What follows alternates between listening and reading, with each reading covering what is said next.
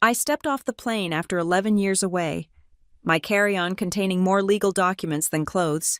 Mom opened the door with tears in her eyes. Her new husband greeted me with his fist. "Welcome home," he slurred, bourbon heavy on his breath. The sting across my face wasn't what hurt most, it was seeing Mom look away, pretending not to notice. They called me cold, calculating, ungrateful. Maybe they were right, but I had something they didn't expect: the original deed papers they thought were lost forever, and a very good lawyer on speed dial. My name is Claire Matheson, and I hadn't set foot in Ohio for 11 years, not since the day I packed everything I owned into 2 suitcases and caught a Greyhound to New York with my military scholarship papers and a promise to myself that I'd never look back. The call came on a Tuesday afternoon while I was reviewing audit reports in my Manhattan office. My grandmother's voice, paper thin but steady. "Your grandfather passed. Claire, the memorial is Saturday. You need to come home." I almost said no. Would have, if she hadn't added, "You need to see this with your own eyes." The flight from LaGuardia to Columbus took 2 hours. 2 hours to undo 11 years of carefully maintained distance. I rented a car at the airport, muscle memory guiding me through the familiar streets of my hometown. Everything looked smaller than I remembered: the houses, the trees, even the high school where I'd graduated valedictorian before enlisting. The house sat on Maple Street, same as always, white siding, black shutters, wraparound porch, but the mailbox read Carlton now, not Matheson. My mother had taken Rick's name when they married 3 years ago. She'd sent me an invitation. I'd sent my regrets and a check. I parked across the street and sat for a moment, studying the place where I'd grown up. The garden my father had planted was gone, replaced with gravel. The basketball hoop he'd installed for my 13th birthday had vanished. Even the old oak tree looked different, half its branches missing, probably deemed too close to Rick's precious garage addition. My phone buzzed. A text from my assistant. "Legal documents uploaded to secure folder as requested. Good luck, Claire." I grabbed my bag and crossed the street. The front door opened before I could knock. Claire. My mother looked older, grayer, smaller. She pulled me into a hug that felt like an obligation. "You're so thin. Don't they feed you in New York?" "Hello, Mom?" She stepped back, her smile faltering. "Well, come in. Rick's in the living room." The house smelled different. Cigarettes and something else: neglect. Maybe. The hardwood floors my father had refinished by hand were scuffed and dull. Family photos that once lined the hallway had been replaced with Rick's deer heads and fishing trophies. "Look who finally decided to grace us with her presence." Rick's voice boomed from the living room. He didn't get up from his recliner, my father's recliner, reupholstered in hideous camouflage fabric. "The prodigal daughter returns." Rick Carlton was exactly what you'd expect: mid-50s, beer gut, permanent sneer. He wore a stained t-shirt that proclaimed him world's best grandpa, though he had no grandchildren. The irony wasn't lost on me. "Rick," I acknowledged him with a nod. "That's it, Rick. No good to see you. No thanks for taking care of my mother."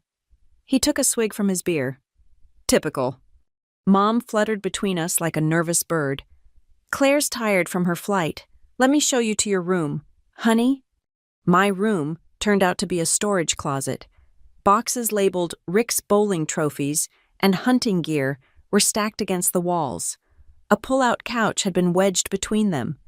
"Where's my bedroom?" I asked, though I already knew. "Oh, well, Rick needed an office. You haven't been home in so long. We didn't think—" She trailed off. "This is fine, isn't it? You're only staying a few nights." I thought of my apartment in Manhattan, my sanctuary with its floor-to-ceiling windows overlooking Central Park. "I'll get a hotel." "Don't be ridiculous. Family stays with family. What would people think?" What would people think? My mother's eternal concern. "I need to use the bathroom," I said. Even that had changed. Rick's razors cluttered the sink. His prescription bottles lined the medicine cabinet: Percocet, Vicodin, Xanax, a winning combination. The shower curtain featured Confederate flags. In my childhood bathroom, in the house my father, who'd served 2 tours in Iraq, had bought with his veteran's loan. I locked the door and opened my phone, pulled up the secure folder. Everything was there: the original purchase agreement from 2009, my co-signing documents for the mortgage, the conditional transfer clause my mother had clearly never read carefully.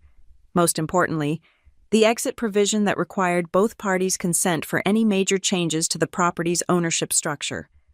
My name was still on those papers, had been all along. Downstairs, I could hear Rick's voice getting louder. Ungrateful little, walks in here like she owns the place, hasn't contributed a dime. I smiled at my reflection in the mirror. If only he knew. The memorial service was tomorrow. I'd pay my respects to my grandfather, the man who'd taught me to read legal documents before I signed them, the man who'd said, "Claire, always keep copies, always know your rights. Never let anyone push you out of what's yours." I walked back downstairs. Rick had moved to the kitchen, helping himself to another beer. Mom was heating up something that looked like cafeteria food. "I'm going out," I announced. "Where?" Mom asked. "To see Grandma. She asked me to come by. At this hour, it's almost 7. She's expecting me." Rick snorted. "Figures. Always was the old lady's favorite. Probably hoping for an inheritance." I grabbed my keys. "I'll be back late. Don't wait up." "This is still my house," Rick called after me. "My rules. Be back by 10 or find somewhere else to stay." I paused at the door, turned back to look at him. Really looked at him. This man who'd moved into my father's house, sat in my father's chair, slept in my father's bed. This man who thought he owned everything just because he'd married a widow desperate not to be alone. "Of course," I said quietly. "Your house, your rules." For now, the visit with Grandma lasted longer than expected. We sat in her kitchen, going through old photo albums and documents she'd kept just in case. By the time I returned to Maple Street, it was past 11. The house was dark except for the TV's blue glow from the living room. I used my old key, surprised it still worked, and stepped inside quietly. The smell hit me first: bourbon, stronger than before. Rick was passed out in the recliner, empty bottle on the side table. I moved toward the stairs, careful to avoid the creaky floorboard near the banister. Almost made it. "Where the hell have you been?" Rick wasn't asleep. He lurched from the chair, stumbling slightly. "I told you 10 o'clock. You trying to disrespect me in my own house?" I texted Mom. She knew I'd be late. "I don't give a damn what you told her. When I say 10, I mean 10. I kept my voice level. "I understand. It won't happen again." "Damn right it won't." He moved closer. Bourbon fumes overwhelming. "You think you're better than us, don't you? With your fancy job and your New York attitude." "I think I'm tired. The memorial is early tomorrow." "Don't you walk away from me!" His hand shot out, grabbing my wrist. "I'm talking to you." "Let go." "Or what?" "You'll run away again, leave your mother to wonder what she did wrong." His grip tightened. "She cried for months after you left. Months. And where were you?" "Building a career. Something you might not understand." The slap came fast, hard across my left cheek. Not a punch he was too drunk for accuracy, but enough to snap my head sideways. "Rick." My mother's voice from the top of the stairs. She'd been awake, listening, waiting. "Go back to bed, Lydia," he growled. She hesitated. Then I heard her bedroom door close. Of course. Rick released my wrist, satisfaction spreading across his flushed face. "You're nothing special, girl. Just another ungrateful brat who abandoned her family. This isn't your home anymore." I touched my cheek, already feeling it swell. "You're right. It's not." He blinked, surprised by my agreement. "I'll stay at a hotel tomorrow," I continued, "after the memorial." "Good. And don't come crawling back when you need something." I walked past him to the pull-out couch, pulled out my phone, and opened the camera. The lighting was perfect, his handprint still visible on my face. I took several photos, different angles. Then I opened my legal app and started a new incident report, time-stamped and detailed. Rick had shuffled back to his chair, already reaching for another beer from the mini-fridge he'd installed beside it. My father would have been appalled he'd built custom bookshelves in that exact spot. I texted my assistant, "Need you to contact Morrison and Associates first thing Monday. Initial consultation for property dispute with documentation of hostile environment." Then I texted my grandmother, "You were right. I did need to see it with my own eyes." Her response came immediately, despite the late hour. "Your grandfather's lawyer will be at the memorial. Jonathan Morrison. He's expecting you." I smiled in the dark. Of course she'd already arranged it. The morning came too soon. I dressed carefully, black suit, concealer for the bruise, my father's West Point pin on my lapel. Mom was in the kitchen, pretending everything was normal. "Coffee," she offered. "No, thank you." "Claire, about last night." "We should leave soon. Don't want to be late." Rick appeared in the doorway, looking worse for wear. "What's all the noise?" "Getting ready for Dad's memorial," Mom said softly. "Right. The old man's dead party." He grabbed orange juice from the fridge, added a generous splash of vodka. "Count me out. Football's on." Mom's face crumbled slightly. "But Rick, you said—" "I said I'd think about it. I thought about it. Not going." I watched my mother shrink into herself, becoming smaller with each word. This was her life now, her choice. "We should go, Mom." The drive to the funeral home was silent. I parked, but Mom didn't move. "He's not usually like that," she said finally. "How often does he hit you?" "He doesn't—" She stopped. "He's under a lot of stress. Work has been slow. And the bills? The bills for the house you own, the house Dad left to you." Her face went pale. "It's complicated." "Actually, it's not."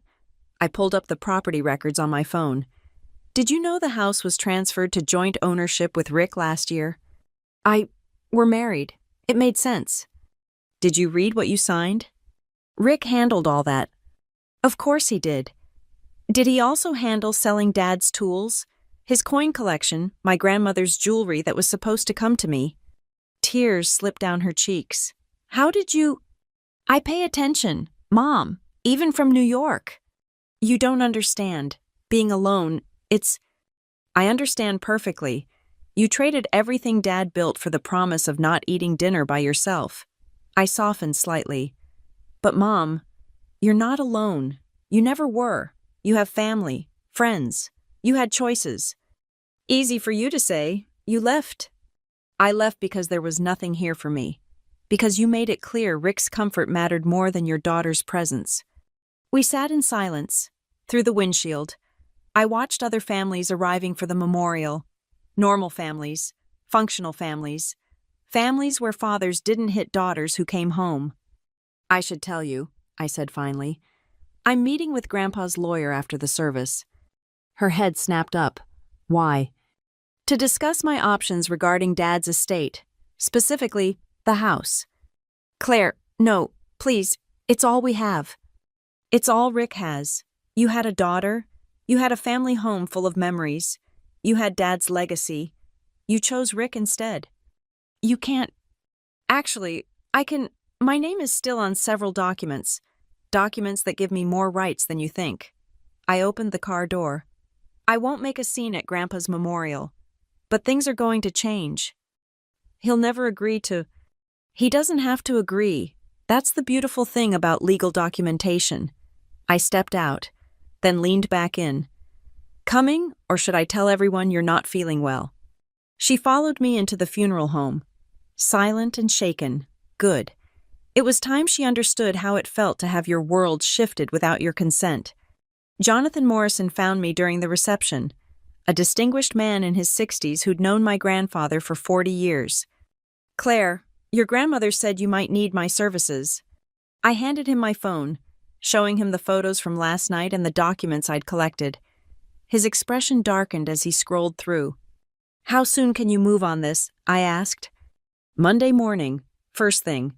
Though technically," he smiled slightly, "we could file an emergency protective order today, given the assault." "No, I want this done right. By the book. Irrefutable." "Understood. Your grandfather always said you were the smart one in the family." He handed back my phone. I'll have my assistant send you a secure link for the rest of the documents. As we talked, I caught sight of Mom across the room, clutching her purse like a life preserver.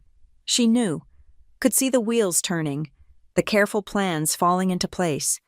Rick thought he'd won by driving me away. He was about to learn why that was his biggest mistake. After the memorial, I drove Mom home in silence. Rick's truck was gone off to his usual Saturday afternoon haunt, the VFW hall where he'd drink and complain about immigrants taking American jobs, despite having never served a day in his life. I followed Mom inside, heading straight for what used to be my room. Started pulling boxes away from the walls. "What are you doing?" Mom hovered in the doorway. "Looking for something." I found the box labeled Claire's Junk and opened it. Empty, of course. Where are my things? What things? My art portfolio, the camera Grandpa gave me, my high school yearbooks. Mom fidgeted with her wedding ring. Rick had a garage sale last spring. We needed the money for his truck repairs. I kept my voice steady. He sold my belongings. They were just sitting here collecting dust. They were mine. I stood, brushing dust from my pants. Did he sell Dad's medals too? Her silence was answer enough. I walked past her to my father's old study. Rick's office now. The built-in shelves Dad had crafted by hand were gone, replaced with cheap particle board units from Walmart. Rick's diplomas hung where Dad's service photos once were. Associate degree in business management from an online college, forklift operator certification. Nothing wrong with honest work. But Rick wore these papers like combat ribbons he'd never earned. The desk, my grandfather's desk that Dad had restored, was scarred with drink rings and cigarette burns. "Don't touch anything," Mom warned. "He doesn't like people in his space." His space. I pulled out my phone, started photographing everything. The damage to the desk, the holes in the walls where Dad's shelves had been, the water stains on the ceiling from whatever hack job Rick had done to the upstairs plumbing. "Stop that. What are you doing?" "Documenting the deterioration of my father's property." "It's not your father's anymore. It's ours. Mine and Rick's."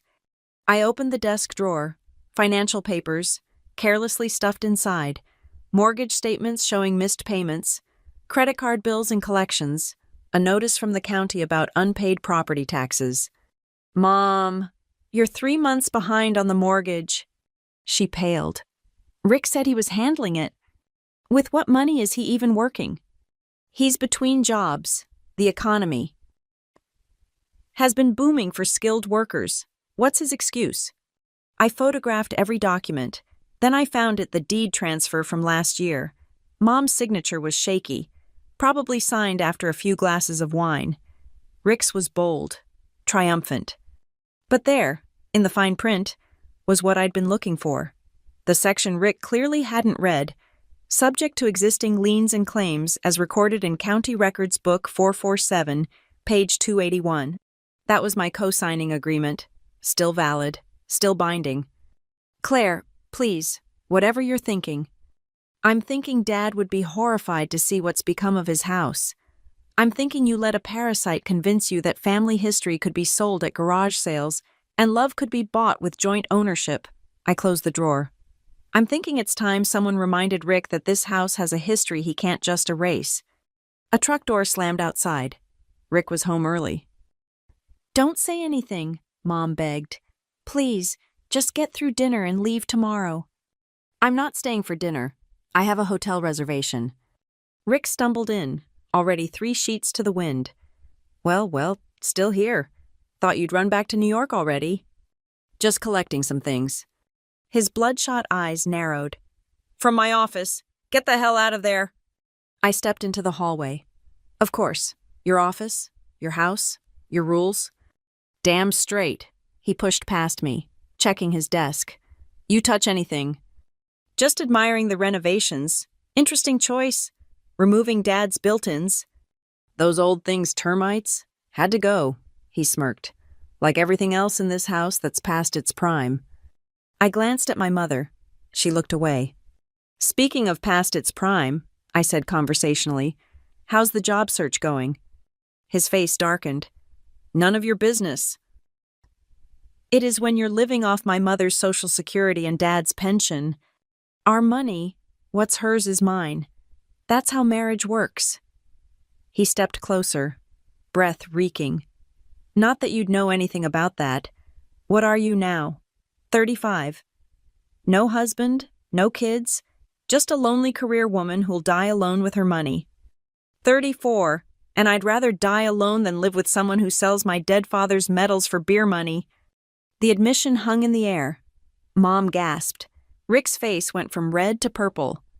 Those were mine to sell. Everything in this house is mine. Really everything. I pulled out my phone. Interesting perspective for someone who's been unemployed for 18 months now.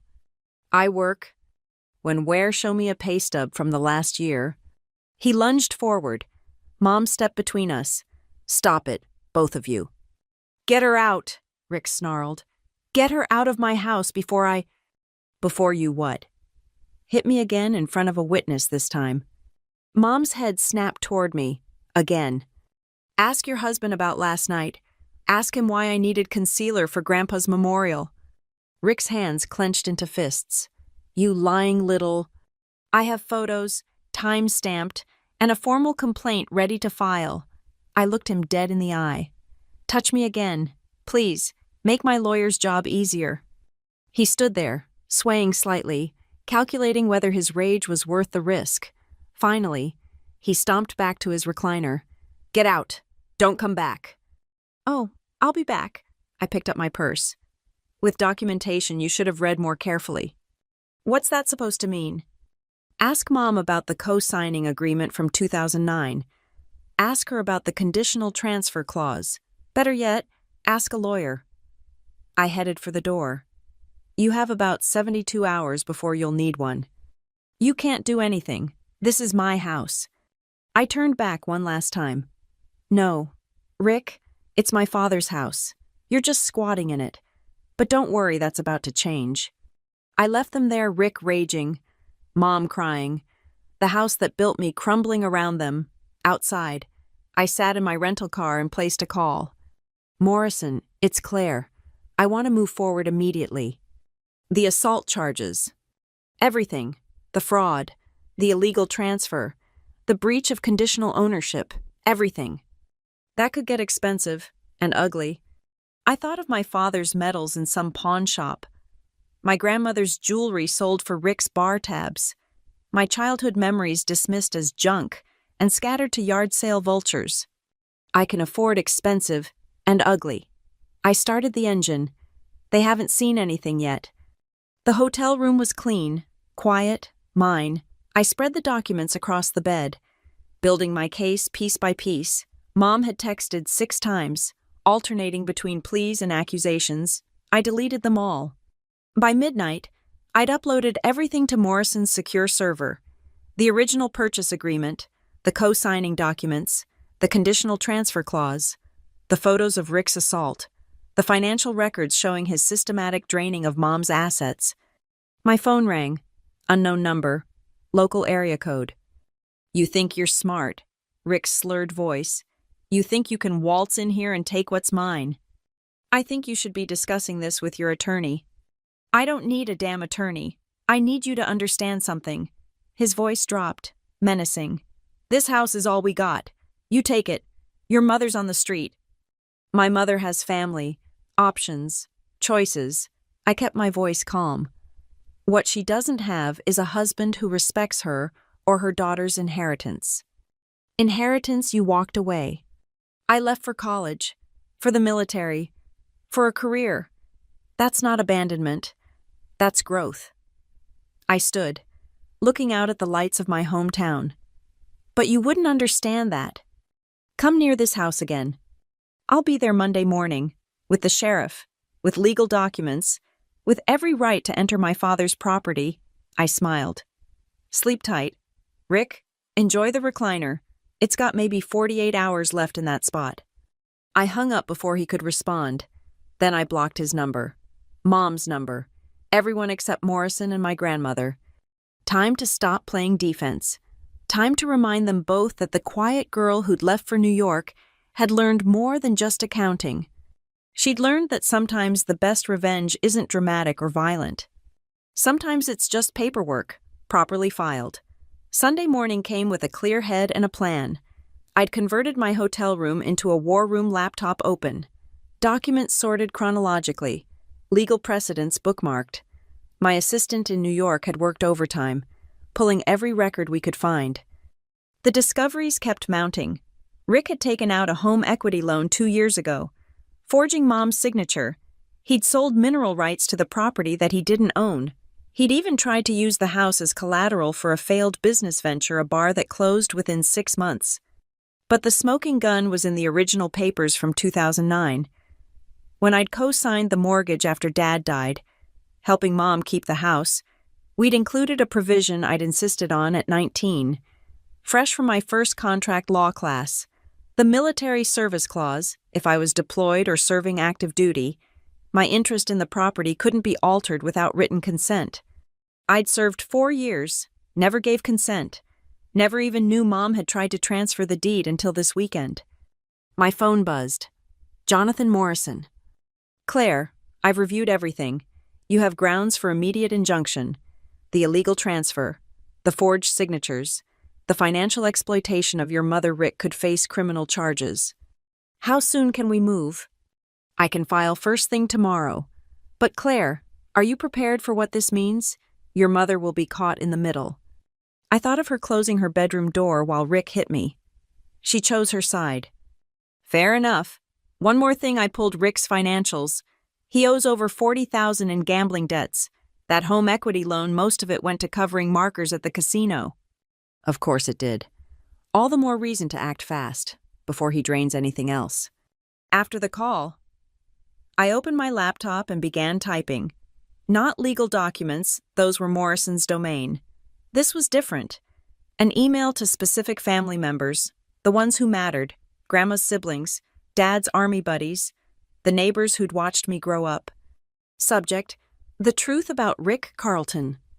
I laid it out simply, factually. The assault, the theft of family heirlooms, the financial abuse, the degradation of my father's legacy. I attached photos, the bruise on my face, the destroyed built-ins, the garage sale listings for Dad's medals I'd found cached online. Send. Within an hour, my phone exploded. Dad's best friend, Tom, still lived 2 streets over. Claire, honey, why didn't you say something sooner? We had no idea. Mom was good at keeping secrets. Your dad would be rolling in his grave. You need backup when you go over there. I'll have the sheriff, but thank you. By afternoon, word had spread. Mom's sister called from Florida. Horrified. Dad's old squad leader promised to make some calls, see if the medals could be traced. The network of people who'd loved my father, who'd been pushed away by Rick's territorial behavior, suddenly reactivated. That evening, I sat in my hotel room finalizing strategies with Morrison when a knock came at the door. I checked the peephole. Mrs. Patterson, our former next-door neighbor. Claire, dear. She held a plate of cookies, just like when I was young. I heard you were in town. I invited her in. She sat on the edge of the bed, looking at my document fortress. I should have said something, she began. When I saw Rick selling your father's tools, your grandmother's china, but your mother begged me not to interfere. It wasn't your responsibility. Perhaps not, but I have something that might help. She pulled an envelope from her purse. Photos, from the garage sales. I thought, someone should document what was being lost. I opened the envelope. There they were. Dad's purple heart on a folding table marked $50. His tool chest, handmade by my grandfather, sitting in the driveway. My childhood paintings stacked like garbage. He told buyers they were from storage unit auctions. Mrs. Patterson continued, said the original owners had abandoned everything. I knew better, but thank you for this. I carefully placed the photos with my evidence. This helps more than you know. She stood to leave, then paused. Your mother came by last night. After you left, she was upset. I imagine so.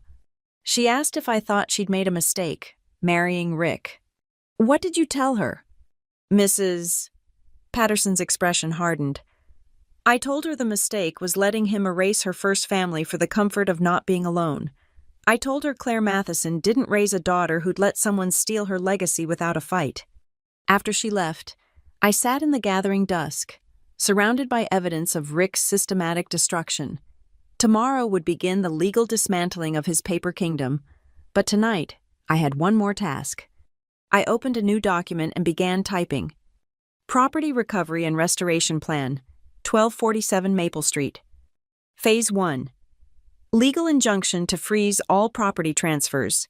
Phase 2. Criminal complaint for fraud and forgery. Phase 3. Restoration of original ownership with protective provisions. Phase 4. Complete property restoration to David Matheson's specifications. At the bottom, I added a note, budget whatever it takes, time frame immediate. My phone rang, unknown number again. This time, I answered. You've turned the whole town against us. Mom's voice, shrill with panic.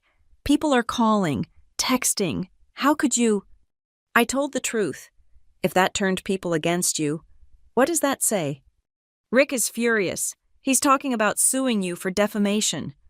Tell him to get in line. I'll be suing him for fraud first. Claire, please, we can work this out. Come to dinner. We'll talk like adults. Like we talked Friday night, when he hit me and you pretended not to see. Silence. Then, he was drunk. He didn't mean. He meant it, just like he meant to sell Dad's medals, just like he meant to forge your signature on loan documents. I let that sink in. Oh, you didn't know about the forgery. Check the home equity loan from 2022. Your signature looks nothing like your actual handwriting. That's impossible. Check for yourself, or don't. Morrison will subpoena the documents anyway. Why are you doing this? Because someone has to. Because Dad's memory deserves better. Because you deserve better, even if you can't see it. Rick is my husband. Rick is a parasite who saw a lonely widow with a paid-off house and a pension. He's not a husband. He's an opportunist who got lucky. She hung up on me. Progress, in a way. At least she was angry instead of making excuses. I spent the rest of the evening on the phone with contractors, getting estimates for restoration work. The built-ins could be recreated from photos. The hardwood floors could be refinished. The house could be saved. The family that had lived in it was another matter. But that wasn't my problem to solve. My job was simple: reclaim what was mine, restore what was destroyed, and ensure Rick Carlton learned exactly what happened when you tried to erase a military family's legacy. He thought he'd won by driving me away. Tomorrow, he'd learn he'd simply given me room to build up speed. Monday morning arrived with the kind of crisp clarity that promised change. I met Morrison at his office at 7:30 a.m., dressed in my sharpest suit, the one I wore for hostile takeover meetings in Manhattan. Ready, he asked, sliding the filed documents across his desk. I've been ready since I was 19 and watched Mom cry over bills while Dad's life insurance went to keep our house. Morrison smiled. Your grandfather would be proud. He always said you had steel in your spine. By 8:45, we sat in the courthouse, waiting for Judge Harrison to review our emergency injunction. Morrison had fast-tracked everything, calling in favors from 30 years of practice. Miss Matheson, Judge Harrison peered over his reading glasses. These are serious allegations: fraud, forgery, elder financial abuse. Every claim is documented, Your Honor. Morrison handed over our evidence binder. The defendant systematically liquidated assets belonging to the estate, forged signatures on loan documents, and physically assaulted my client when she attempted to retrieve personal property. The judge flipped through the photos: my bruised face, the forged signatures, the bank statements showing Rick's casino withdrawals using Mom's accounts. Injunction granted. All property transfers are frozen pending full review. Mr. Carlton is prohibited from selling, removing, or destroying any items from the residence. He looked at me. Miss Matheson, you're granted immediate access to the property to secure and document all remaining assets. Your Honor, Morrison added, we're also filing criminal charges. The district attorney is expecting our documentation this afternoon. Noted. Sheriff's Department will be notified to provide escort if needed. Judge Harrison signed the order. Good luck. Miss Matheson. We drove to the sheriff's office next. Sheriff Williams, who'd known my father, read the injunction carefully. Rick's not going to take this well, he warned. That's why we need escort, Morrison replied. You'll have it, Deputy Chen. He caught himself. Deputy Martinez will accompany you when... Now, I said, before Rick has time to destroy anything else. The drive to Maple Street felt different with a sheriff's cruiser behind us. Neighbors came out to watch. Mrs. Patterson gave me a small wave from her garden. Rick's truck was in the driveway. Perfect. Deputy Martinez knocked. I heard scrambling inside, muffled arguing. Finally, Mom opened the door, eyes red and puffy. Ma'am, Martinez showed his badge. We have a court order requiring access to the property. Rick appeared behind her, face purple with rage. Get off my property. Sir, I need you to step back. Martinez moved between us. Miss Matheson has legal right to enter. The hell she does. Morrison handed Rick the injunction. Page 3 details the frozen assets. Page 5 lists the criminal charges being filed. You'll want to contact an attorney. I walked past them into the house, Martinez following, started in the living room, photographing everything. Rick shadowed us, spitting venom. You think you're smart. You think you can just take everything. I'm not taking anything, I replied, opening the closet where Dad's military footlocker used to sit. Empty. I'm documenting what you already took. That junk sold it years ago. Got good money, too. Martinez stepped forward. Sir, you might want to stop talking. Anything you say. I know my rights, Rick snarled. This is my house, my property. That footlocker was mine to sell. Actually, I pulled out my phone, showing a photo. That footlocker belonged to Sergeant First Class David Matheson. His will specifically left it to me. You just confessed to stealing and selling stolen property. Rick's face cycled through several shades of red. Your mother agreed. My mother didn't own it to agree. I moved systematically through the house, Martinez keeping Rick at bay. In the basement, I found boxes labeled Claire's room empty. In the garage, the pegboard where Dad had organized his tools bare. But in Rick's office, locked in a filing cabinet he'd thought was secure, I found receipts, pawn shop slips, consignment records, a paper trail of every family heirloom he'd sold. He'd kept records for tax purposes, never imagining they'd become evidence against him. Jackpot, Morrison murmured, photographing each receipt. Those are private, Rick lunged forward. Martinez caught him. Sir, I need you to calm down or I'll have to restrain you. In my own house. This house, I said quietly, is subject to legal review. Your ownership is now in question. That's when Rick snapped. You little bitch. You abandoned this family. You left your mother alone. I stepped up. I took care of her. You drained her accounts. You sold her memories. You isolated her from family. I stayed calm, knowing Martinez's body cam was recording. You're not a caretaker. You're a predator. He struggled against Martinez's grip. Get out. Get out. Sir, you're under arrest for assault. Martinez efficiently cuffed him as Rick erupted in profanity. You have the right to remain silent. Mom stood frozen in the doorway, watching her husband being led away. Claire, how could you... How could I not? I pulled out the forged loan documents. Did you know he's been signing your name, taking loans against the house? She sank into a chair, my grandmother's chair that had somehow survived Rick's purge. No. The house is 3 months behind on mortgage payments. The property taxes are overdue. Where did you think the money was going? He said he was investing for our future. In what poker chips? Morrison stepped forward.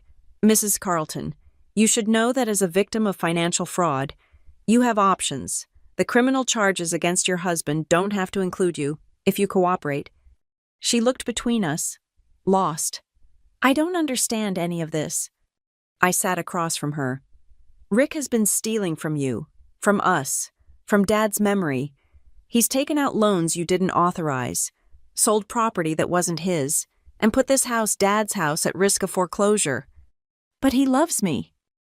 He loves what you had. There's a difference. Tears rolled down her cheeks. What am I supposed to do now? First, you get a lawyer, not Rick's buddy from the bar, a real lawyer. Second, you separate your finances immediately. Third, I hesitated, then pulled out a folder. You sign this. What is it? Paperwork to restore the house to its original ownership structure, with protections to prevent this from happening again. I set it in front of her. It gives you lifetime residency rights, but prevents anyone, including future husbands, from leveraging it for loans or selling it without court approval. You're taking my house. I'm saving Dad's house. There's a difference. She stared at the papers. And if I don't sign, then Morrison files the full lawsuit, criminal and civil charges. The house goes into foreclosure while we fight in court. You lose everything anyway, just more publicly. You'd do that to your own mother. You did it to yourself the day you let Rick sell my father's Purple Heart. That broke something in her. She crumpled, sobbing. I felt no sympathy. She'd stood by while Rick dismantled our family legacy. Piece by piece, she'd chosen comfort over conscience. Where will Rick go? Jail, initially, then wherever men go when their meal tickets realize they're parasites. I stood. You have 48 hours to decide. Sign the papers, or we go to trial. I left her there, crying in my grandmother's chair, and went to the garage, in the corner, covered by a tarp. I found the one thing Rick hadn't sold, Dad's workbench, too heavy to move easily, too built in to remove without destroying it. I ran my hand over the scarred wood, remembering Dad teaching me to use a level, to measure twice and cut once, to build things that last. I'm fixing it, Dad, I whispered. All of it. Morrison appeared in the doorway. Rick's been booked. Assault, fraud, forgery, bail hearing tomorrow. Good. What's next? We file the civil suit, demand full accounting of all sold assets, freeze any remaining accounts. He paused. Your mother. She'll sign. She has no choice. This is hard, what you're doing, but necessary. I thought of my apartment in New York, my simple life there. I know what everyone will say, that I'm the cold daughter who destroyed her mother's marriage, the villain in their small-town drama. And what will you say? I looked around the empty garage, once filled with tools and dreams and a father's love. That I'm the daughter who came home. Tuesday morning brought Rick's counterattack. I was reviewing contractor bids in my hotel room when Morrison called. He's hired Bradley Simmons, Morrison said. Local attorney, known for aggressive tactics. Any good? Good enough to be annoying. He's already called 3 times this morning, demanding we drop all charges. Says you're conducting a vindictive campaign against a loving stepfather. I laughed. Loving he sold my dead father's medals. About that Tom Rodriguez called, your dad's army buddy. He traced the Purple Heart to a pawn shop in Columbus, bought it back. He's driving down today to return it. My throat tightened. How much did he pay? He won't say. Just said some things aren't about money. By noon, Rick was out on bail. His first stop was Mom's workplace, the elementary school where she'd been a secretary for 15 years. I heard about it from the principal, Mrs. Davies, who called me directly. Claire, I'm concerned. Rick showed up during lunch, making a scene, yelling about ungrateful daughters and stolen property. I had to have security escort him out. I'm sorry you got dragged into this. Don't apologize. Your mother needs help, whether she admits it or not. I've watched her fade these past 3 years. Rick's not good for her. Did she leave with him? No, she's still here, hiding in my office. She asked me to call you. I found Mom in the principal's office, looking smaller than ever. Her coworkers had witnessed Rick's meltdown, saw the man behind the charm. The mask was finally off. He's never done that before, she said quietly. Embarrassed me at work.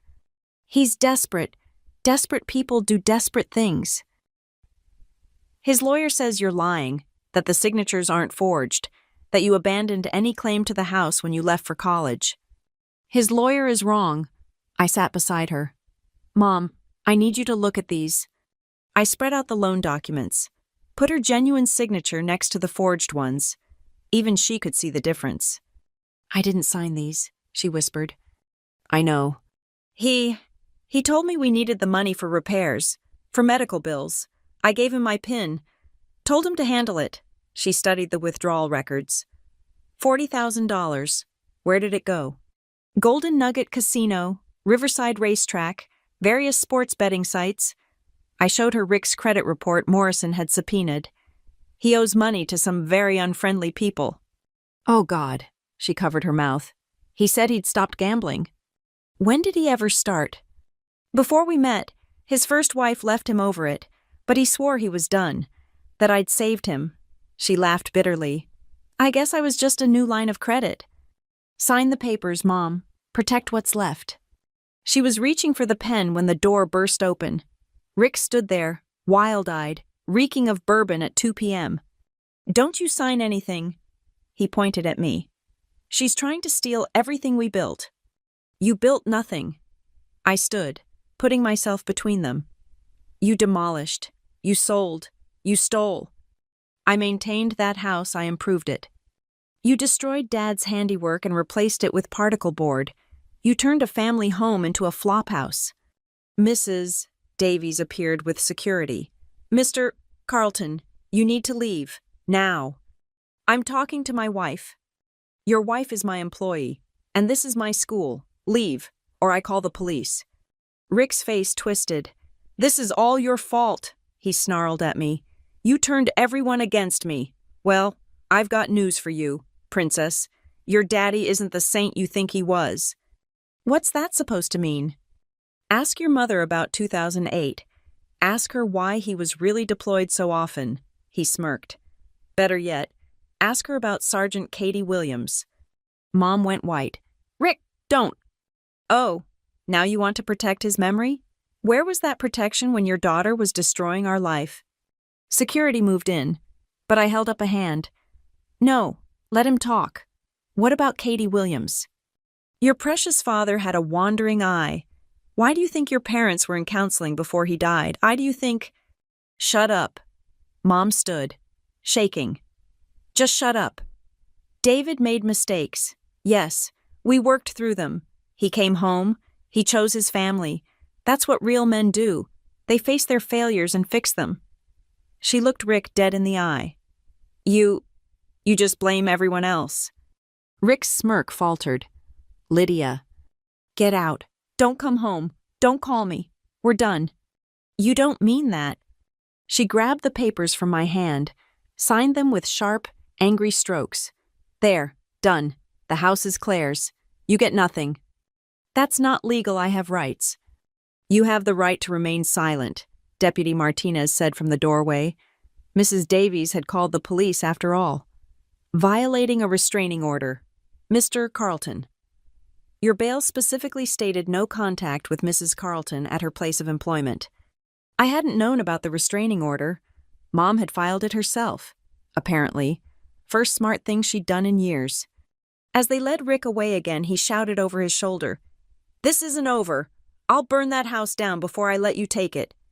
Martinez paused. Sir, did you just threaten arson in front of witnesses? Even Rick wasn't drunk enough to repeat it. They hauled him away, his threats echoing down the hallway. Mom sank back into her chair. Is it true about Dad? I chose my words carefully. Does it matter? He's been gone 11 years. You've spent 3 of those years letting Rick destroy his memory. Whatever mistakes Dad made, he didn't deserve that. I was so lonely. She started crying again. You left, and the house was so quiet, and Rick seemed so kind at first. Con men always do. What happens now? Now you file for divorce. You get counseling. You remember who you were before Rick convinced you that you were nothing without a man. I gathered the signed papers, and you let me fix what he broke. Where will I live? In the house. Read the papers. You have lifetime residency. I'm not Rick. I don't throw family on the street. I paused at the door. But Mom?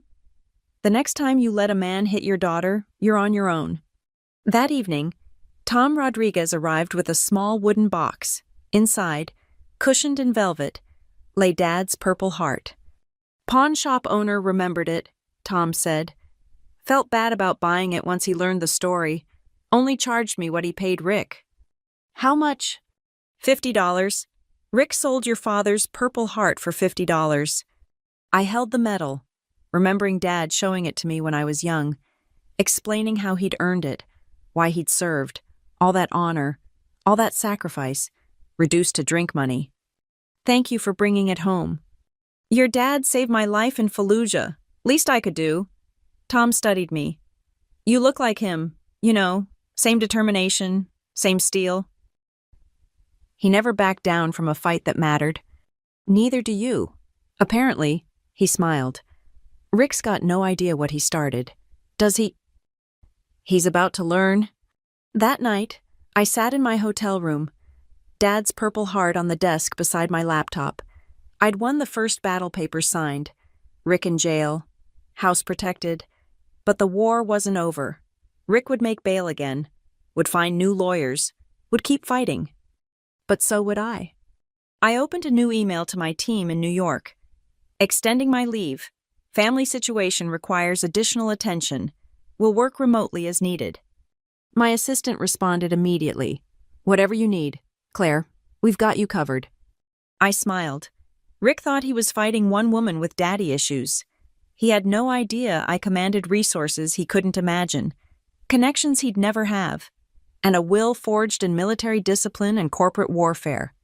He'd stolen from the wrong family. And I was just getting started. Wednesday morning, Morrison called with news. The bank approved the freeze. They've also agreed to reverse the fraudulent loan pending investigation. Your documentation was bulletproof. And Rick made bail again, but with strict conditions, GPS monitor, no alcohol, definitely no contact with you or your mother.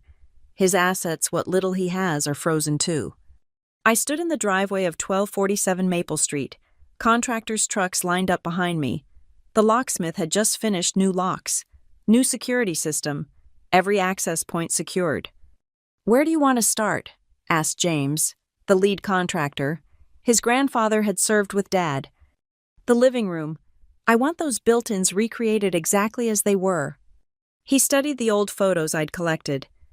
Beautiful work. Your dad did this himself. Every cut, every joint, Rick tore them out claiming termites. Termites, James snorted. I checked during the walkthrough. No termite damage anywhere, just crowbar marks.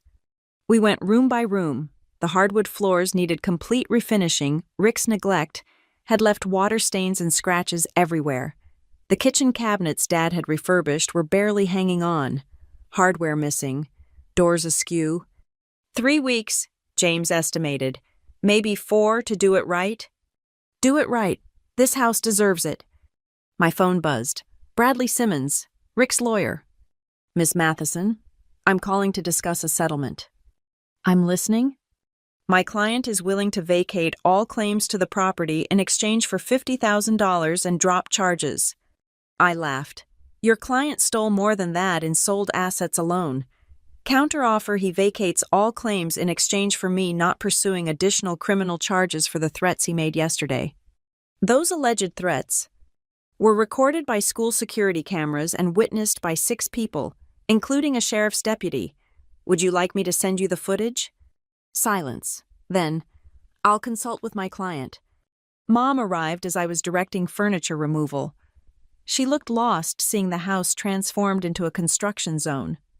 I packed some things, she said quietly, holding a suitcase. Thought I'd stay with my sister for a while. You don't have to leave. The master bedroom won't be touched for another week. I can't stay here right now. Too many memories, good and bad. I understood. Take your time. The house will be here when you're ready. She paused at her car. Claire, what Rick said yesterday about your father, I don't need to know. But, Mom, whatever happened between you and Dad, you worked it out. You stayed together. You built a life. I gestured at the house. This is what matters. What he left us, what we preserve. She nodded, tears threatening again. I'm sorry. For everything. I know. After she left, I went to the basement. Rick had used it for storage boxes of junk, broken appliances, cases of empty beer bottles.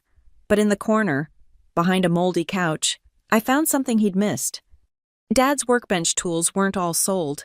A few had fallen behind the bench, wedged in a gap, his favorite hammer, a level with his initials carved in the handle, a leather tool belt, cracked with age but whole. I sat on the basement steps, holding that hammer, and finally let myself cry, for what was lost, what was saved, what could never be recovered. My phone rang. Tom Rodriguez again. Claire, you might want to see the news. Channel 6. I pulled up the stream. Rick, standing outside the courthouse, talking to reporters. Already violating his bail conditions by drinking, the reporter didn't seem to notice the flask in his pocket. But I did. This is a vendetta, he slurred. A bitter daughter trying to destroy her mother's happiness. I gave that woman the best years of my life, and this is how her family repays me. The reporter asked about the fraud charges. Lies. All lies. I never forged anything. Lydia gave me permission for everything. We were married. What's hers was mine. I started recording. More evidence. Rick couldn't help himself, the narcissist's curse. And another thing, Rick continued, warming to his audience. That house was falling apart when I moved in. I fixed it up. New office, new garage set up. Got rid of all that old junk cluttering the place. By junk, you mean family heirlooms, the reporter pressed. Bunch of military garbage and kid drawings. Who keeps that stuff? I made space for real life, not some shrine to a dead man. I saved the recording and forwarded it to Morrison. More documentation of admitted theft and property destruction. Also, public intoxication while on bail. Morrison responded immediately. His lawyer must be having a heart attack. This violates every bail condition. By evening, Rick was back in custody. This time, the judge revoked bail entirely. Rick would await trial from a cell, where he couldn't intimidate witnesses or destroy evidence.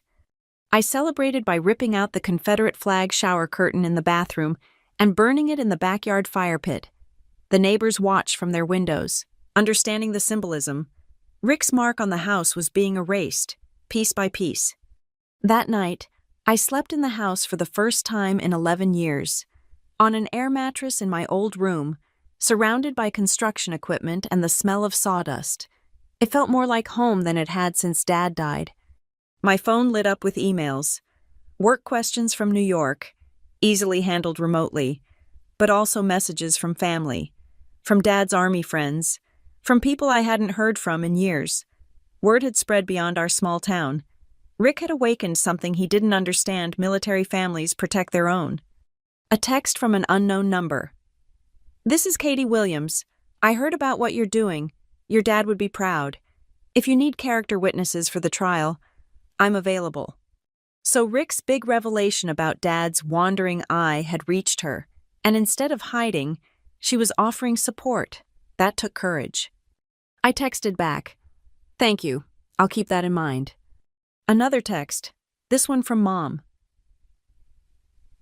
Saw the news. Rick looked pathetic. Maybe I've been pathetic too. Believing him all this time. Your dad never looked pathetic, even at his worst.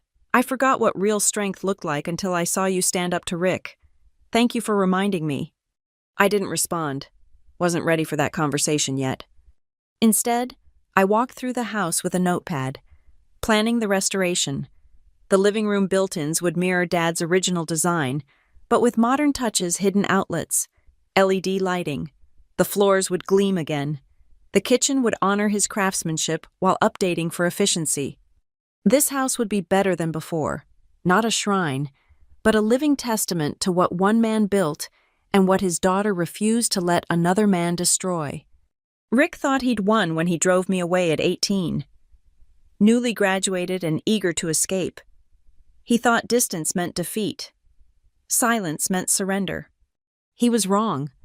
I'd spent 11 years becoming someone he never expected: educated, connected, financially secure, and absolutely ruthless when protecting what mattered.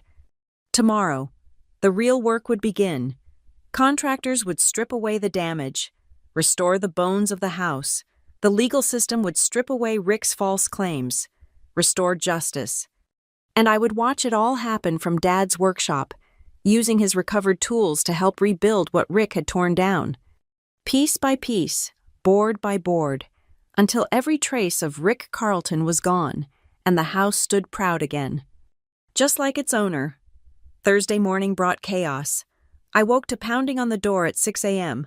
Through the new security system monitor, I saw Rick's brother Dale and 2 other men I didn't recognize. "Open up," Dale shouted. "We're getting Rick's stuff." I called 911, then Morrison. Stayed inside, recording everything through the window. "This is breaking and entering," I called through the door. "Rick has no legal claim to this property. His tools are in that garage. His clothes are in that house." Dale kicked the door. "You can't steal a man's belongings. Check the court documents. Any personal items will be returned through legal channels." The 2 men with Dale started circling the house, testing windows. I tracked them on the security monitors, narrating for the recording.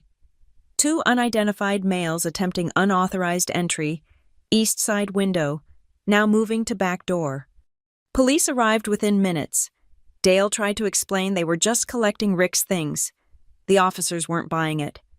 "Ma'am," Officer Reynolds addressed me, "do these men have permission to be on your property?" "Absolutely not. There's a court order freezing all assets inside this house pending legal review." Dale exploded. "That's my brother's home. He built that garage. Sir, step back." Reynolds' hand moved to his taser. "Do you have any proof of ownership? Ask her for proof she abandoned this place." I held up the deed. "Property transferred back to my name 3 days ago. Signed, notarized, filed with the county." They arrested Dale for trespassing and attempted breaking and entering. The other 2 men scattered before they could be identified. I added more cameras to my security upgrade list. Morrison called an hour later. "Rick's really desperate now. His brother's arrest just made the local news." "Good. Let everyone see what happens when you try to intimidate me." "Bradley Simmons wants another meeting. Says Rick's ready to negotiate." From jail. Apparently, reality is setting in. He's looking at serious time fraud, forgery, assault, violating bail. Simmons is pushing for a deal. "Set the meeting, but I'm not backing down." The contractors arrived at 8 and work resumed. James pulled me aside around noon. "Found something interesting." He led me to the basement wall they'd opened up. "Your dad built a hidden compartment here. Look." Behind the drywall was a metal box. Inside, wrapped in plastic, his service records, commendations, photos from deployment, and a letter addressed to me. My hands shook as I opened it. "Claire Bear, if you're reading this, something's happened to me. I'm writing this before my last deployment. There are things I need you to know. First, I'm proud of you. Always have been. You're stronger than you know, smarter than you believe. Second, the house. I've set up protections. Your name is on documents your mother doesn't know about. If anything happens to me, don't let anyone take this house from her, or from you. It's more than wood and nails. It's our history. Third, people will tell you I wasn't perfect. They're right.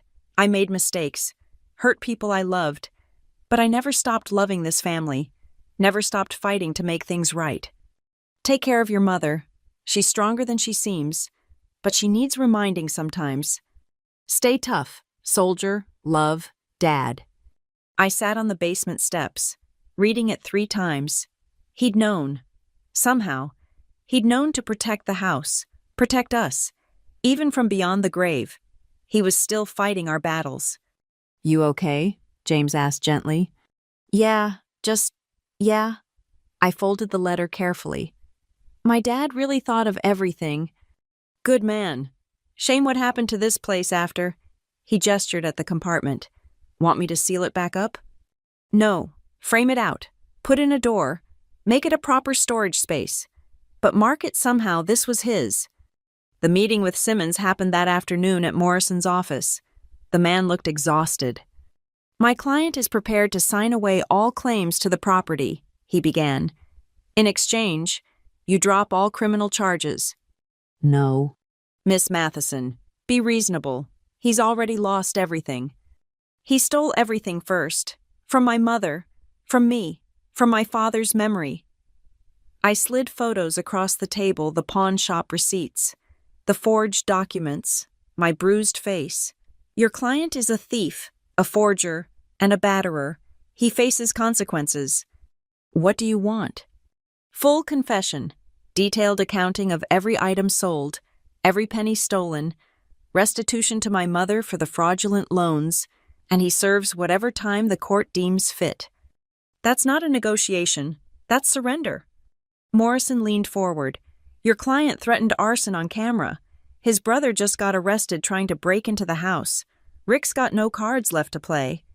Simmons sighed. "I'll present your terms. But Miss Matheson, this vindictiveness won't bring your father back." "No," I agreed, "but it'll ensure his house stays in the hands of someone who actually loved him." That evening, I got unexpected visitors. 3 of Rick's drinking buddies from the VFW, all actual veterans. Unlike Rick. "Ma'am," the eldest, Bernie, removed his cap. "We wanted to apologize. We didn't know Rick was selling your dad's service items. If we'd known." "He told us they were his," another added. "Said he'd served in Gulf War. We believed him." I invited them in. Showed them Dad's actual service records James had found. "Son of a bitch," Bernie muttered. "Stolen valor on top of everything else." "Did he sell anything to you? Any of Dad's items?" They exchanged glances. "I bought a knife," one admitted. "Combat knife. He said it was from his tour." "K-bar black handle. 7-inch blade." "That's the one." "That was my dad's, from Iraq." Without hesitation, he pulled it from his belt. "It's yours. Should never have left your family." One by one, they returned items: a compass, a field jacket, a canteen. Each had a story Rick had fabricated. Each was actually Dad's. "We'll testify," Bernie offered. "Whatever you need. Your dad was a real soldier. What Rick did, it's disgraceful." After they left, I sat in the gutted living room, surrounded by recovered pieces of my father's life. The house echoed with construction sounds: hammering, sawing, rebuilding. Each nail driven was a small victory. Each board placed a step toward restoration. My phone buzzed, a text from Mom. "Saw Dale on the news. I'm so sorry. I brought these people into our lives." I typed back, "You were lonely. Rick was a predator. Predators target the vulnerable. It's not your fault you were human." "Your dad would have seen through him immediately." "Dad's not here. You did the best you could." "Did I let him sell your father's medals? I let him hit you." "You signed the papers. You filed for divorce. You're doing the right thing now. That matters." A long pause. Then, "Can I come by tomorrow? I want to help. Even if it's just cleaning or painting. I need to do something." "Okay." It was a start. Not forgiveness that would take time, but a beginning. Morrison called with a final update. "Simmons just confirmed. Rick will take the deal. Full confession, detailed accounting, restitution. He'll plead to all charges." "How much time?" "With the assault, fraud, and stolen valor, 5 to 7 years, minimum." I thought of Rick in a cell for the next several years. No beer, no gambling, no women to con. "Good. The house is officially yours, free and clear, no liens, no claims, no challenges." "Thank you, Jonathan, for everything." "Your grandfather would be dancing. He always said you'd come back someday. Set things right." That night, I walked through the house one more time. Tomorrow. Mom would come help. The contractors would continue their work. Rick would face a judge. But tonight, it was just me and the bones of the house Dad built. Our house, our history, our future. Rick had thought he could erase us, replace us, claim what was never his. He'd learned the hard way that Mathesons don't go down without a fight. And we always come home. Friday morning arrived with Mom at the door, holding cleaning supplies and wearing old jeans I remembered from high school. "Where do I start?" she asked simply. I handed her safety glasses. Kitchen cabinets. We're stripping the old paint, going back to the original wood. We worked in companionable silence for the first hour. The contractors gave us space. Understanding this was more than renovation, it was reclamation. "I found your baby pictures," Mom said suddenly, scrubbing at decades of grime. "Rick had boxed them up for the garbage. They're in my car." Why would he throw away baby pictures? He said I was living in the past, that I needed to move forward. She attacked a stubborn stain. Moving forward apparently meant erasing everything from before him. Classic abuser tactic: isolate the victim from their history. Mom flinched. "I wasn't abused. He only hit you, not me." Physical violence is just one type of abuse. He isolated you from family, controlled the finances, sold your belongings, destroyed your memories. I moved to the cabinet beside her. "When did you last see Aunt Jennifer?" 2 years ago, Rick said she was toxic, always criticizing him. "When did you last have lunch with your book club?" Rick thought they were gossips. "When did you last make a decision without checking with Rick first?" She stopped scrubbing. Point made. We worked through lunch, the pile of restored wood growing. Around 2 p.m., Morrison called. Rick took the deal, just finished in court. He gave us everything, every sale, every forged document, every stolen penny. The casino debts were worse than we thought. He owes almost $60,000 to various creditors. Let me guess, he expected the house sale to cover it. Exactly. He was days away from trying to force a sale when you arrived. Your timing was perfect. What's the restitution? $48,000 to your mother for the fraudulent loans, $12,000 to you for documented stolen property. He'll be on a payment plan for the next 20 years. From prison. And after, the judge was unsympathetic. 7 years. No parole for the first 3. Plus Dale got 6 months for the attempted break-in. I relayed the news to Mom. She sank onto a paint bucket. Processing. 7 years. He'll be almost 60 when he gets out.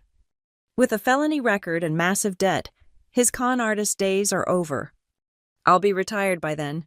She looked around the half-demolished kitchen, living in a house that doesn't even remember him. That's the plan. James appeared in the doorway. "Claire found something else you should see." He led us to the master bedroom where they'd pulled up the carpet. Underneath, carved into the original hardwood, were initials and a date, DM plus LH 1995. Mom gasped. "Our wedding year. David carved this right after we moved in." She traced the letters. Rick insisted on carpet, said hardwood was too cold. I never argued. "Now you know why he really wanted it covered," I said quietly. That afternoon, more people stopped by. Teachers from Mom's school with casseroles. Dad's veteran friends offering labor. Mrs. Patterson with a photo album she'd been keeping safe pictures of the house through the years, documenting what Rick had destroyed. "Evidence," she said with satisfaction, "in case you need it for insurance claims." By evening, the kitchen was stripped to its bones, ready for restoration. Mom and I sat on the porch, exhausted but oddly peaceful. "Your father built these steps," she said, running her hand over the wood. "I was pregnant with you, worried about everything. He said a strong foundation was the most important thing for houses and families." He was right. I forgot that. Let Rick tear up the foundation because I was scared of being alone. She looked at me. "How did you get so strong? Living alone in New York, building your career, standing up to Rick." "I learned from Dad, but also from you." "Me," she laughed bitterly. "I'm the weakness in this story. You survived 3 years with Rick. You worked every day despite living with an emotional terrorist. You finally stood up to him, filed for divorce, signed those papers." I met her eyes. "You're stronger than you think. You just forgot for a while." A car pulled up. Katie Williams stepped out, holding a box. Mom stiffened. "What is she doing here?" I asked her to come. I stood. We're restoring everything Rick tried to bury. That includes the truth. Katie approached carefully. Lydia, it's been a long time. 12 years, Mom said coolly. I have some things that belong to your family. Katie set the box on the porch. David gave these to me for safekeeping during his last deployment. He was worried about what eventually happened. Inside were Dad's personal effects from deployment journals, photos, a watch I remembered him wearing. Why did he give them to you? Mom's voice was strained. Katie met her eyes steadily. Because I was his communications sergeant. Because he trusted me. And yes, because we were friends, close friends, but nothing more, despite what rumors said. Rick lied, I interrupted, just like he lied about everything else. Katie pulled out a sealed envelope. David wrote this for you, Lydia. Asked me to deliver it if anything happened. I couldn't, after he died. You were so angry. I thought it would hurt more than help. But now... Mom took the letter with shaking hands. Read it silently, tears streaming. Without warning, she stood and hugged Katie. Thank you, she whispered, for being his friend, for keeping these safe, for bringing them home. Katie hugged her back, both women crying now. He loved you so much, talked about you and Claire constantly. Whatever rough patches you went through, he never wavered. You were his world. After Katie left, Mom showed me the letter, Dad's handwriting, his voice echoing through the years. Lie, if you're reading this, I'm gone. I need you to know you were the best thing that ever happened to me. Yes, we had problems. Yes, I was difficult. But every morning in this desert, I wake up grateful for you, for Claire, for the life we built. Take care of our girl. Take care of yourself. Don't let anyone diminish what we had. And please, forgive Katie. She's a good soldier and a better friend. She helped me become the man you deserved. All my love, always, David. Rick saw the pictures of Dad with his unit, saw Katie, and created a whole narrative. Mom said, I let him poison my memories. That's over now. She folded the letter carefully. Can I help again tomorrow? Every day until it's done, if you want. That night, I made a list of what we'd recovered.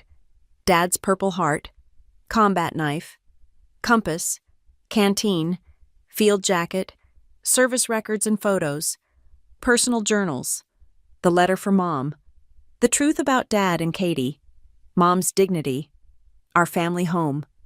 Not everything could be recovered. The sold medals, the destroyed furniture, the 3 years of Mom's life wasted on Rick, but what we'd saved was enough to rebuild on. Tomorrow, the contractors would start on the built-ins, recreating Dad's handiwork. Mom would help strip wallpaper in the dining room. Morrison would file the insurance claims for the destroyed property. And somewhere in a county jail, Rick Carlton would spend his first night understanding that his war against the Matheson family was over. He'd lost. We'd won. Not because we were vindictive or cruel, but because we were something Rick never understood: a real family. Broken, maybe, scarred, definitely, but ultimately unbreakable. The house stood quiet in the darkness, waiting for tomorrow's hammers and saws, waiting to be whole again, just like us. 2 weeks later, the transformation was nearly complete. The built-ins stood proud again, crafted by James with the same care Dad had used decades ago. The hardwood floors gleamed, revealing grain patterns hidden for years under Rick's neglect. The kitchen cabinets, stripped and restained, looked better than when Dad first installed them. I stood in the living room with my laptop, finishing a work presentation. My New York life hadn't stopped, I just relocated it temporarily. My team understood. Family comes first. Claire, Mom called from upstairs. Come see this. She stood in my old room, pointing at the freshly painted wall. Remember when you drew that mural age 7? Purple dragons everywhere. You let me paint on the walls. Dad said it showed creative spirit. Rick painted over it the first month he moved in. She smiled. Want to do another one? I'm 34, Mom. So the room's yours. Make it yours again? That evening, we had dinner in the restored dining room, actual dinner, at the table Dad built. Not takeout on the couch like Rick preferred. Mom had really cooked for the first time in years. I forgot I enjoyed this, she said, serving pot roast. Rick only wanted frozen dinners or bar food. You're remembering who you were before him. I'm trying, she paused. I got a call today, from the school board. They want me to apply for the head secretary position. More money, better hours. That's wonderful. You'll be great at it. Rick always said I wasn't smart enough for promotion. Rick's in prison. His opinions are irrelevant. We ate in comfortable silence, the house settling around us with contented creaks. No angry voices, no slamming doors, no walking on eggshells. After dinner, I showed her my plans. I'm keeping the house but returning to New York next week. I'll hire a property management company, rent it out to a nice family. The income will supplement your retirement. You're not staying. My life is in New York, my career, my apartment, my future. I touched her hand. But I'll visit, real visits, not 11-year absences. I understand. And Claire, thank you, for everything, for coming home when I needed you, for fighting when I couldn't, for saving Dad's house. Our house, I corrected, always our house. Morrison called the next morning with final updates. Restitution checks are processing. First payment should hit next month. Also, the DA added stolen valor charges. Rick's looking at another year. Good. And Claire, I traced 3 of your dad's medals through military collectors. They're willing to sell them back at cost. Whatever it takes, Dad earned those medals. They belong with family. The last day of renovations, the whole crew gathered for a final walkthrough. James had outdone himself, every detail perfect, every surface restored with love and skill. Your dad would be proud, he said, running his hand over the built-ins. It's like he never left. That afternoon, I sat on the porch steps. Dad's steps with my laptop, typing. Property management agreement, 1247 Maple Street. Monthly rent to be deposited directly to Lydia Matheson's account. Property to be maintained to David Matheson, memorial standards, long-term tenants preferred. Must respect historic nature of home. Claire Matheson retains right of first refusal for any future sale. My phone rang, a New York number. Claire, it's Patterson from the Senior Partners. We've reviewed your remote work this month. Exceptional as always. In fact, we'd like to discuss the new Midwest Territory Manager position. You could work from anywhere, travel as needed.